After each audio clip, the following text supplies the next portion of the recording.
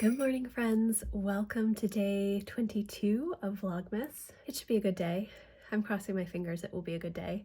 It looks like it's going to be sunny out, so that is nice. It's quite cold this morning. I think it's like 12 degrees. But we just got a text. It's like 7:15 that the guy is coming to fix our fridge in about 30 minutes. So I'm just going to cross my fingers that it actually gets fixed because we are a month in. It's been a month, and so, I mean, since the Monday before, like 2 Mondays before Thanksgiving is how long it has been since we've had a working fridge, and it has dominated my entire life over this past month. I've not thought about Christmas barely at all, and that's kind of sad because this is my absolute favorite season. But it just goes to show that no matter how much planning you do ahead of time, there are always going to be things that can come up and derail you. But the whole point is to continue to stay positive, which I've been trying to do, and move forward. So I have no idea what today is going to actually entail. I do not know how long he will be here this morning, so I obviously will not be vlogging while he is working in our kitchen. The kids are all still asleep, so nobody's had breakfast or anything like that, and I don't believe that they're going to be up before he gets here, so I just don't know what we're going to do. If the fridge gets fixed, I won't be able to really use it until tomorrow because it will have to cool down, so I don't think I'll go grocery shopping until tomorrow. I think Emma's going out for coffee with a friend, so I might just drop her off for that and then go grocery shopping, and then I can go back and get her later, I guess, instead of her taking the car because I'll need the car. And I really would like to get stuff to do baking this weekend, but I still don't even feel like I can plan that until we get the okay that our fridge is going to be fixed, because if it is not fixed, I don't know. So that is the plan for this morning, to hopefully get the fridge fixed, and I am just going to be doing some video editing while he is here, and I will probably check on the kids some. I don't know what we're going to do for breakfast because we have pretty much run out of food because I didn't do a big grocery order this week like I normally do. And yeah, so that is my morning check-in, and hopefully when I check in again, it will be with a working refrigerator. Our fridge should be fixed now. We have to wait like 24 hours to actually use it. I mean, we'll be able to tell if it's getting colder later today, but I'm going to wait until tomorrow to get groceries. I just ran out to get breakfast at Dunk's again because, again, we have no food, and I don't want to go grocery shopping yet until I know that the fridge is really working, and then I will do a big grocery pickup tomorrow. The kids are starving because it's 10 o'clock, and he was here from like 7:45 to about 9:30, I guess. And then he left, and we did advent calendars, which was really fun. And then I just ran down to Dunkin' Donuts to get some breakfast sandwiches. Yes. So now I have no idea what I'm going to do the rest of the day. I just kind of want to have a big sigh of relief and do nothing because the fridge stuff has just been weighing on me so long. But perhaps this afternoon what I can do is actually start to think about Christmas presents, because I really haven't done anything with Christmas presents at all. I'm filming about a week before you'll see this, so we still have about a week and a half before Christmas, but it has been just a very long road with no fridge. So I'm going to eat some breakfast and then come up with a plan for the rest of the day. I've not been doing any daily planning, which I would have shown you if I had been, but after that first week where I was trying to do daily planning in my weekly planner, I just kind of let it go, and it's not been my priority this month. So that's where we're at. It's sunny out, but it is freezing, and it's very, very windy. We have like 30-mile-an-hour wind gusts, which just makes it feel frigid outside. So that is my check-in. I will check in soon again and let you know what is on tap for today. So I just checked in and said it was 10. It's not. It's 11. So the kids are eating breakfast now, and I'm going to open my wine advent calendar to see what we have for today. Let's open day number 12 here.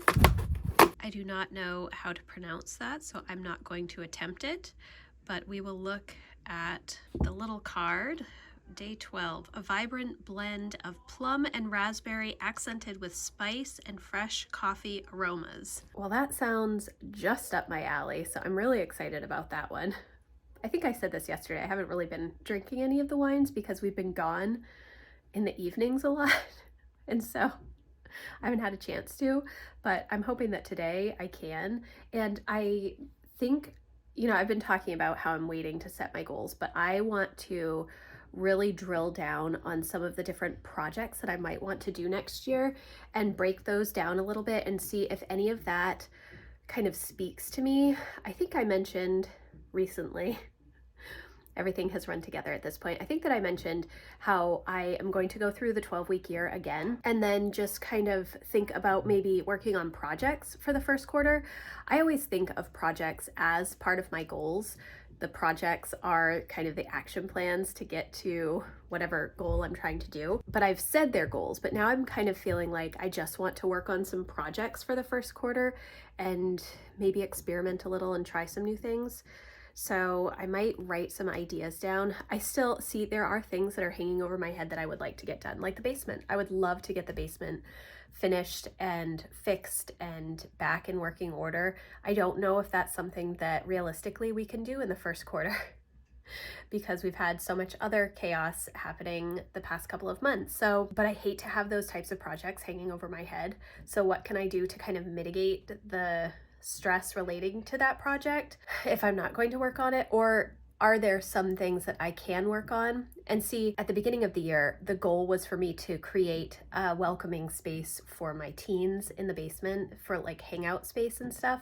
But that's no longer the goal for me because of all of the craziness that happened with the flood. So now I don't really have a goal of like, oh, create this fun space. My project is more get it cleaned up and in enough working order that it's not really stressing me out to have that space just be completely unfinished again. And I think I mentioned yesterday too that I'm thinking about maybe doing some 30-day challenges. I read a book a few years ago that it was just a book of 30-day challenges. I think I might want to revisit it. I think it was free, like on Hoopla or on Kindle Unlimited or something, and just go through and see if any of those spark my interest, because like I said, I just am unsure about what I want to do. So I'm not like working towards something big at the moment, and we'll see. I still have to do my financial audit, which I had written it down, I think last week or the week before on my to-do list. And I did end up printing out all of the statements that I needed to kind of categorize, but I haven't started that. I don't necessarily want to do that before Christmas either. Probably would be better to wait, but it actually would be better to do it beforehand, but so maybe I will work on that some, or maybe we'll work on the advent calendars, like the puzzle advent calendar and stuff. That might be fun too. So it's going to be a pretty chill day today though, which I need. It is about 12:30, and since I last checked in, all I've been doing is cleaning and doing the dishes, doing laundry, getting the upstairs kind of cleaned up. I do have to wash sheets today, but I don't know if I will have enough time to do that because it's kind of late for me to start that process and then also get them back on the beds. I am so tired right now. I think that my adrenaline and everything from just all the chaos with the fridge is starting to come down. The fridge does seem to be cooling, so I'm like crossing my fingers that that's going to continue to be the case. I was thinking about going through the homeschool stuff, but I just don't want to do it today. I think that I'm going to grab my notebook and do some more brainstorming. Emma is down in the basement running.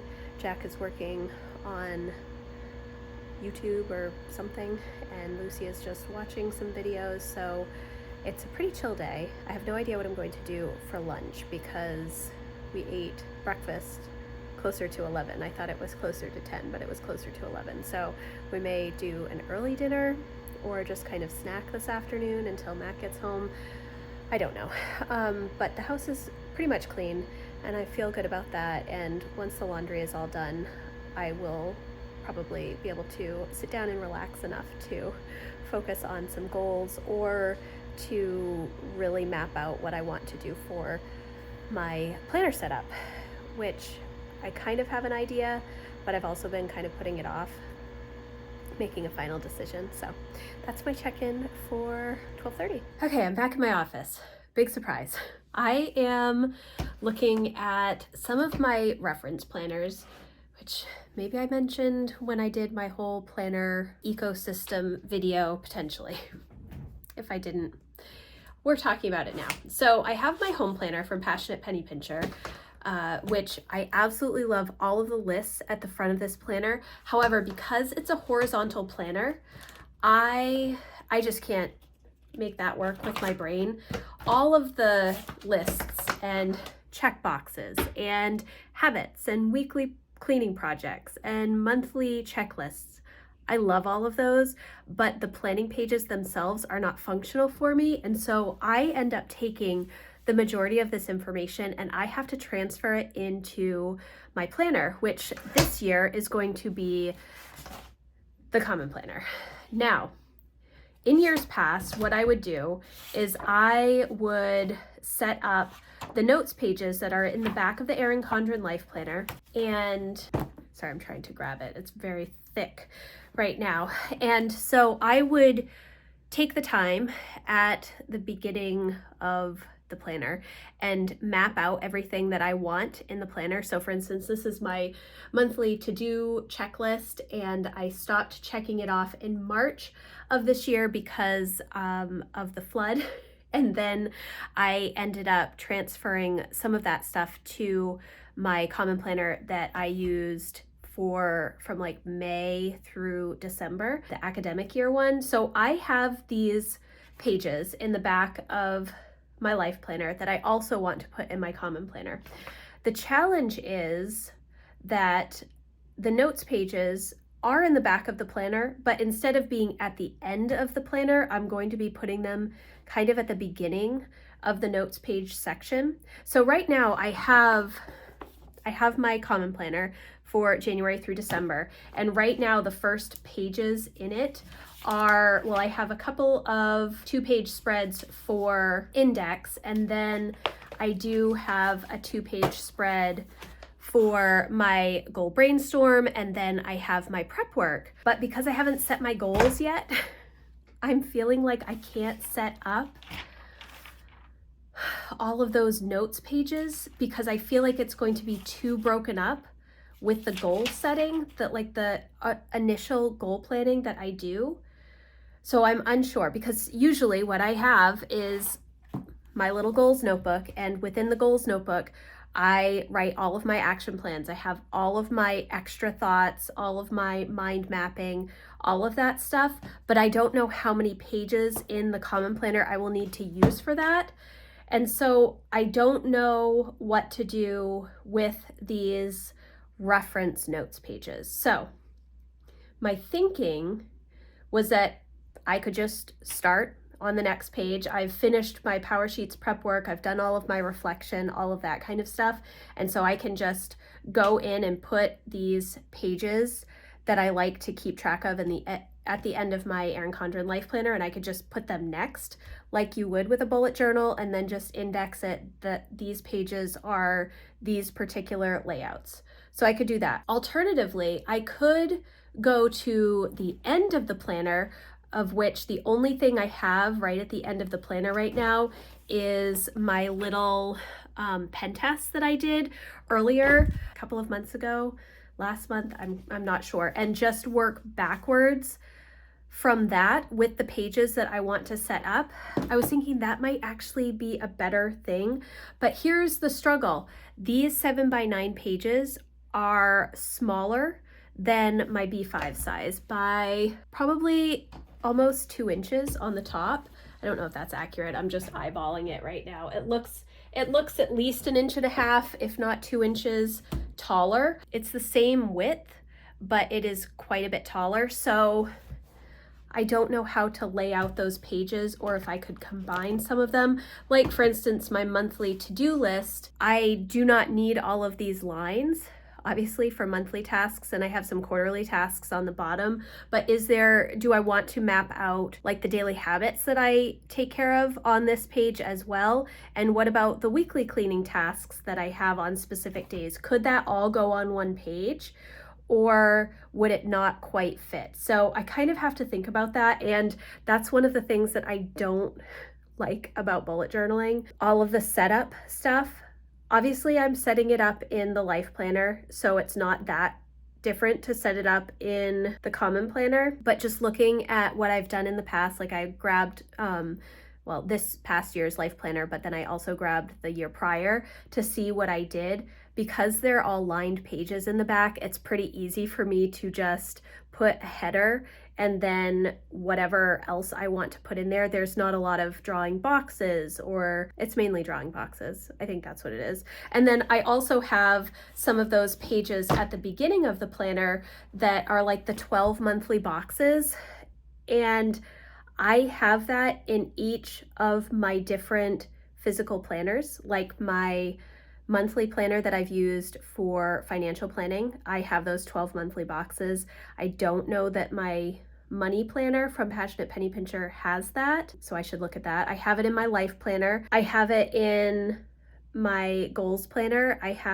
It's laid out a little bit differently in the power sheets, but and then I also have it in my homeschool planner. So I'm trying to think, should I be combining a lot of that stuff? Do I have 3 sets of 12 monthly boxes?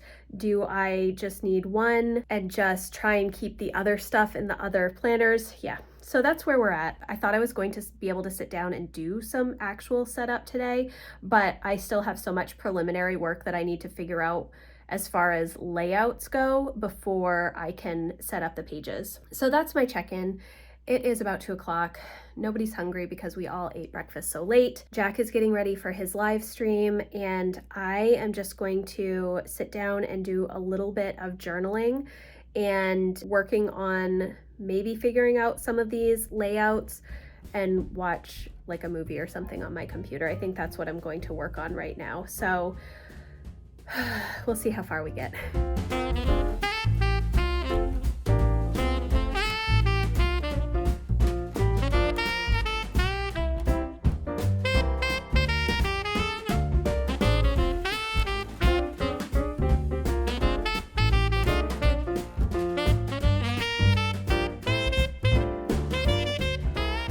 I made quite a bit of progress, which I'm really happy about. I counted up all the boxes. I could have looked that up. I realized after the fact that Sterling Ink has all of those measurements and like how many boxes on each page and stuff on their website, but I just counted them anyways. So I think I have a pretty good plan for what I want to do. I think I am going to work backwards in the notes pages instead of trying to break them up at the start of the notes page section in the common planner. I'm just going to work backwards for the things that I'm going to be tracking. The things that I do want to have more at the start of the planner are the 12 monthly boxes, and so I will probably wait to set those up until right at the end of the year. I do a lot of my planner setup between Christmas and New Year's, but some of it always ends up being part of January's New Year prep stuff. That is just what works for me. So if I don't have a planner that has designated dated sections, I will wait to get them set up until later so that it'll just flow better for me. So I think I'm going to wrap up the vlog here today. I am just very excited that the fridge seems to be working. It is cooling down. We do still have everything in the coolers, and I'm a little leery to put stuff in the fridge, but I probably will tonight because we don't have that much food. Like I said, it's mainly condiments and some dairy stuff, you know, cream for my coffee and everything for the morning. And then tomorrow I will go out and do a big shopping trip. I really have to go to Sam's Club too, but I do not want to do that like one of the weekends before Christmas. So I probably will wait until next week to go up to Sam's Club, or maybe I will do a pickup order. But see, the thing with Sam's Club is I really do want to go in and look at everything because they don't necessarily have everything that is in store on the website, or if it's on the website, you're not really looking for it. I kind of want to browse around and see what they have for holiday stuff, for gift things. That's going to be all next week. And Lucy, I think, has an ortho appointment on Monday. So maybe we will go up afterwards. That could be a good idea. Although she also might not be feeling good afterwards, so we'll see. But thank you guys so much for joining me today. I am so pleased that the fridge is fixed. crossing my fingers that it continues to stay that way. If you like this video, please give it a thumbs up, and I will see you tomorrow for another Vlogmas vlog. Bye guys.